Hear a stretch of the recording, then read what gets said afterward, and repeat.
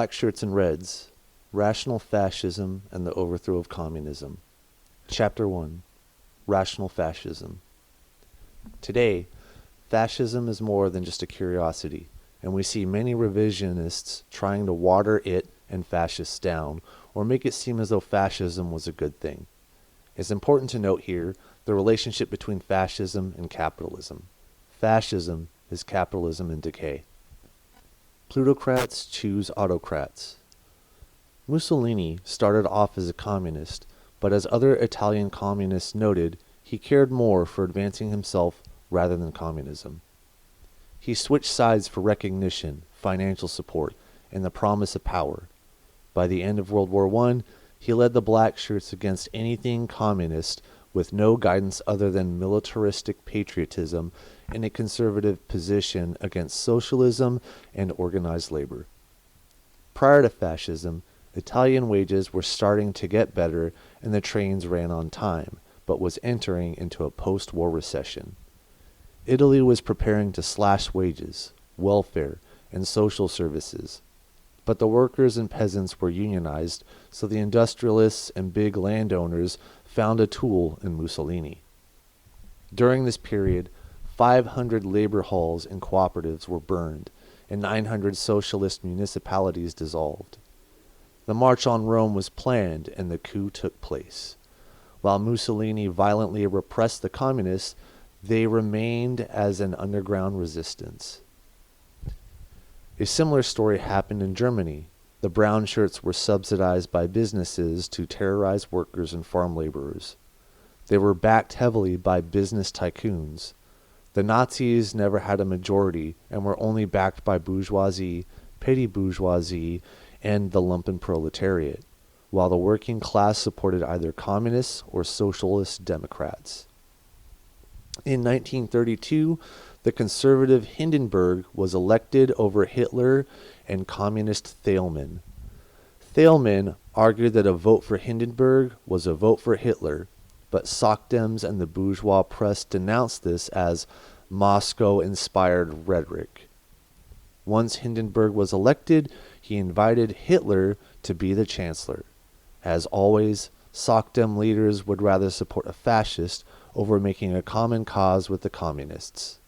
Similar to Mussolini, Hitler crushed unions, elections, opposition parties, and independent publications, and imprisoned, tortured, and murdered thousands of opponents.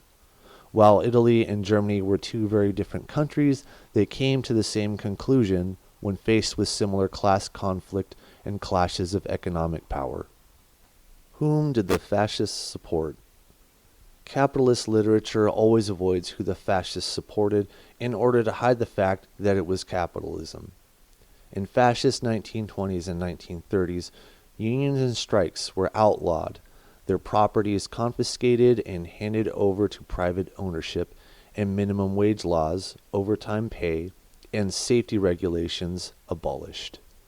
If workers complained about conditions, they were imprisoned. Child labor was reintroduced in Italy, but the workers got their breadcrumbs, free concerts, sporting events, meager social programs, a dole for the unemployed financed by working peoples, and showy public works to evoke civic pride. Today, we have meager social programs, unemployment funded by the unemployed, and Roosevelt performed his own public works program to evoke civic pride and severely underpaid the workers. The fascists privatized steel mills, power plants, banks, and steamship companies. Heavy industry and farming industry was subsidized through the public treasury. Return on capital investments were guaranteed while assuming risks and losses on investments. In short, public capital was rated for private capital. We see this today with heavy subsidization of industry and banks. Taxes were increased for the general populace and lowered for the rich and big businesses, and inheritance taxes for the wealthy eliminated. We see this today as well. Bush Jr. eliminated inheritance taxes for the wealthy while giving the smallest of breadcrumbs for the workers. The outcomes? Italy hit a recession in the 1930s with massive public debt, and Germany had massive poverty despite the unemployment being cut in half. Note about this.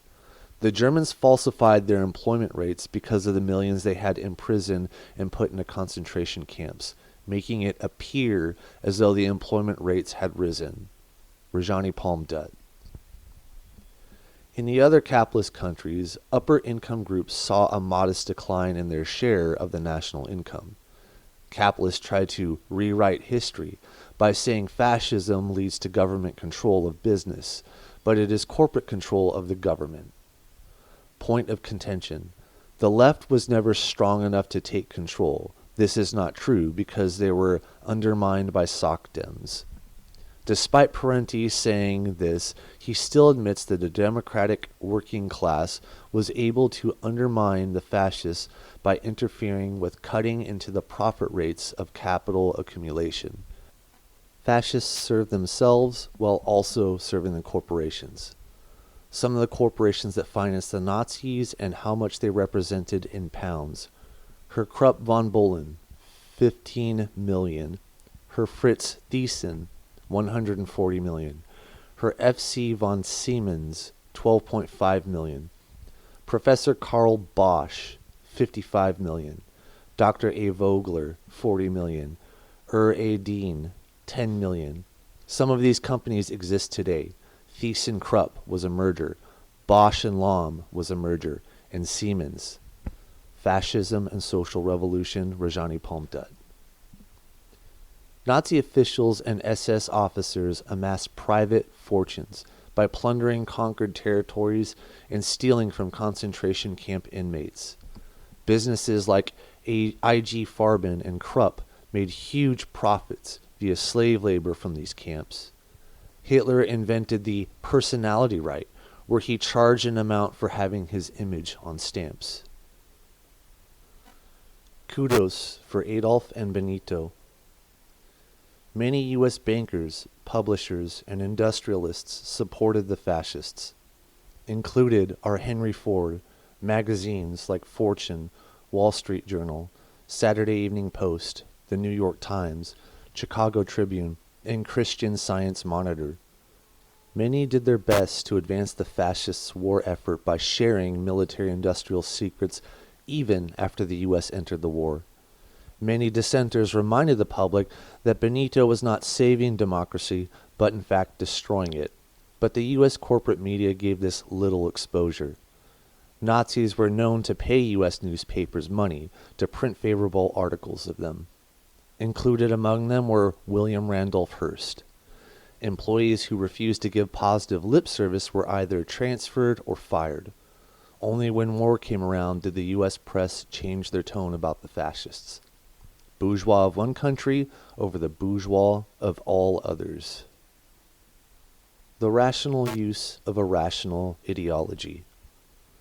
Bourgeois writers stress the irrationality of fascism without admitting to the rational political-economic functions of it. The state was deified and the importance of individualism was stressed in the service to the state. Fascism preaches authoritarian rule, conquest, and domination while rejecting equality, democracy, collectivism, and pacifism. It is a patriarchy of violence, but they cower once they enter violence. Italian army conscripts removed themselves from war once they found out the other side was using live ammunition.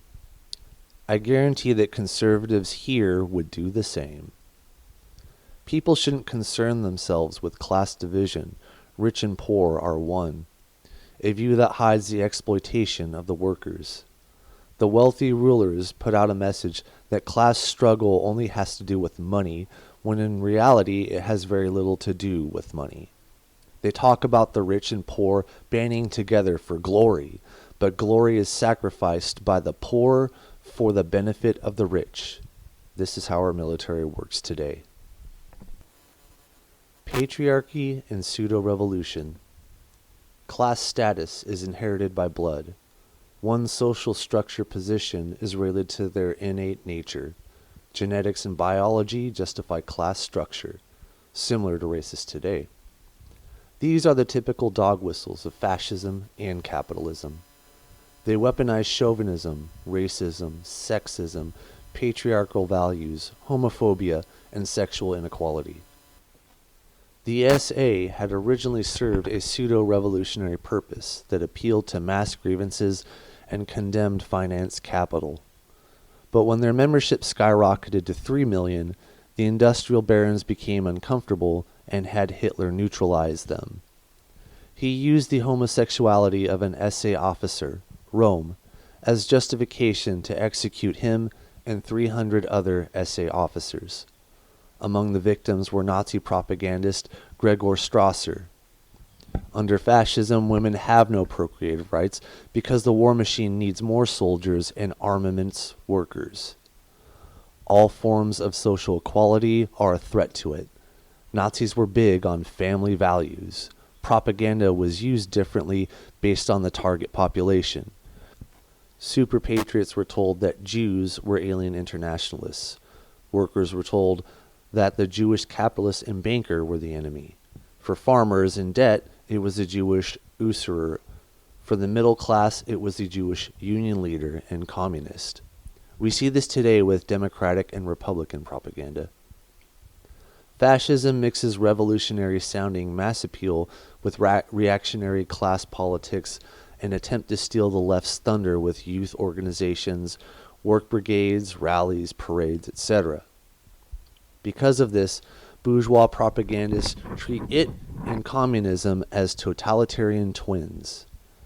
Noam Chomsky, for example, stated that the rise of corporations was in fact a manifestation of the same phenomena that led to fascism and Bolshevism, which sprang out of the same totalitarian soil. In 1920s through 1930s Italy and Germany, however, workers and peasants made a firm distinction between the two, as did the industrialists. Today, fascism solved the irrational contradictions of capitalism for the capitalists by offering a reactionary solution that forced all the burdens and losses onto us. Who is paying off the national, also known as the corporate debt today?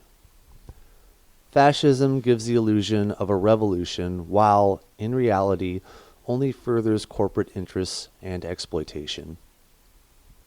Friendly to fascism. Many Western leaders saw fascism as a solution to communism worldwide. After World War II, the Allies did little to eradicate it, except put on a dog and pony show at the Nuremberg trials. Italians that waged armed struggle against the Nazis were seen as unpatriotic. Almost all Italian fascists were released from prison after the war, while hundreds of communists and other leftists who fought against the Nazis were jailed. The people who allowed war criminals who murdered millions to get away scot-free are themselves complicit in this crime. Examples include: very few Vichy collaborators were purged. No one of any rank was seriously punished for the roundup and deportation of Jews. U.S. military authorities restored fascist collaborators to power in Far East nations. Korean collaborators and Japanese-trained police were used to suppress left democratic forces, and South Korean army was commanded by former Japanese officers. In comparison, the communists removed judges, teachers, and officials who were Nazi collaborators in East Germany. They would have shot more had they have not fled to the protective embrace of the West. Western corporations that assisted the Nazis faced no punishment for their treason. Instead, ITT was paid $27 million for war damages after it had produced fuel, tanks, and planes for the Nazis. General Motors was paid $33 million. Pilots were given instructions not to bomb U.S. firms. Thus, Ford plants in Germany were used as bomb shelters for German civilians. The U.S. gave $75 million to right-wing Italian organizations from 1945 to 1975 that had ties with neo-fascists. Nazi war criminals found a haven in U.S. intelligence agencies and in the Republican presidential campaigns of Nixon, Reagan, and Bush. Western powers, along with other fascist agencies, contributed to a terror campaign known as the Strategy of Tension, where assassinations and bombing massacres took place in Bologna, Italy in the 1980s to suppress the Italian Communist Party and create fear and terror in the population. Today, the Italian people are fed up with the genocide in Gaza, and this is enough to push them closer to revolution. In Germany, people were murdered by extreme rightists and wasn't reported by the bourgeois media. In 1994, Italy, the National Alliance, in league with neo-fascists, called for a single tax rate, school vouchers, and stripping away social benefits and the privatization of most services. They were playing off the U.S. strategy book. Use upbeat optimism, media-hyped crowd pleasers, convince the people that the government is the enemy, especially social services, and strengthen repressive capacities of the state, instigate racist hostilities between the populace, preach the free market, and pursue tax spending that redistributes income to the capitalists. Here in the U.S., we make appeals to the ordinary middle American while serving the bourgeoisie.